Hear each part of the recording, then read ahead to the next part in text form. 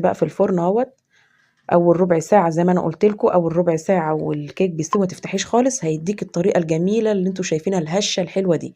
بصوا ده الكيك اللي هو القوالب الصغيره اللي هي الورده دي، مديها شكل كده جميل. وطبعا برضه هفرح اولادي دلوقتي، هفتحهم كده بالشوكه زي ما انتوا شايفينها اهوت بالشوكه كده، واقعد افتح في كل المكعبات اللي قدامكم ديت. وعندي طبعا صوص من الشربات كان جاهز عندي كده موجود عندي في التلاجة، فابتديت دلوقتي بالمعلقه وانزل كل بقى العسل اللي هو الشربات بتاع العسل دوت على الكيك كده، علشان يدي سكارة كده ويدي مزازة كده زي بتاع المحلات بالظبط، زي الكب كيك والحاجات الحلوة دي، يبقى ونازل منه العسل كده وطعمه حلو. حبيت اعمل لهم بس الصينية ديت بالطريقة دي بالعسل بالشربات.